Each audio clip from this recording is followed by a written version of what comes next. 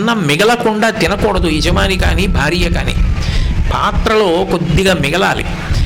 ఇంకా నిక్కచ్చిగా మాట్లాడాలి అంటే ఏ బట్టతో తాను అన్నం తిన్నాడో ఆ బట్టతోటే గిన్నెలో మిగిలిపోయినటువంటి అన్నాన్ని కానీ పదార్థాన్ని కానీ పట్టుకెళ్ళి ఇంటి ఎదురుగుండా ఉన్నటువంటి శుభ్రమైన ఒక రాయో ఏదో చూసి మట్టి అయిపోకుండా దాని మీద ఆ పదార్థం పెట్టి వెళ్ళిపోతాడు. దాన్ని భూతయజ్ఞం అంటారు.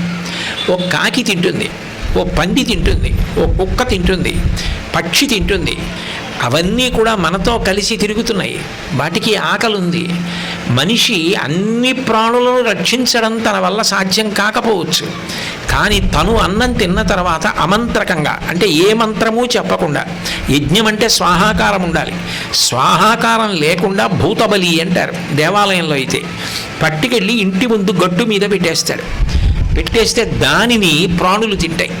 తిని అవి సంతోషిస్తాయి. ఈ ఇంటి యజమాని మాకు భూతబలి పెట్టాడు, మేము తినడానికి అవకాశం ఇచ్చాడని ఆ ప్రాణులలో ఉన్న జీవుడు సంతోషిస్తాడు.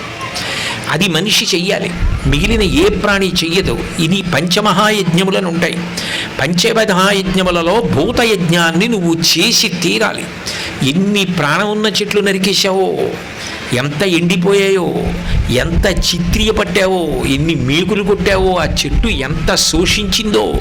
అందుకని తప్పకుండా ఇంట్లో మొక్క పెంచి నీళ్లు పోయాలి, ఇంకో చెట్టు పెంచాలి.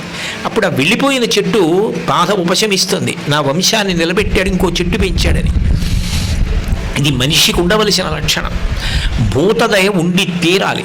ఆ దయ లేనివాడు నిజానికి మనుష్యుడే కాడు అంది శాస్త్రం. పోతన గారు అసలు కఠినంగా మాట్లాడరు. ఆయన పద్యాలు అంత సౌమ్యంగా ఉంటాయి. అటువంటి పోతన గారు భాగవత ప్రారంభంలో ఒక మాట అన్నారు.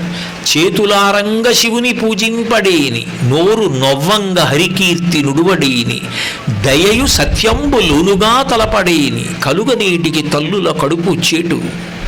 అమ్మ వాణ్ణి కంటున్నప్పుడు మృత్యు సదృశమైన వేదన పొందింది. ఎంత రక్తం పోయిందో. ఒక్కొక్కసారి తల్లి బ్రతుకుతుందో బ్రతకదో తెలియదు. ఆమె బ్రతకదు అని కూడా చెప్తారు. నన్ను కన్నప్పుడు మా అమ్మగారు బ్రతకరు అని చెప్పారట.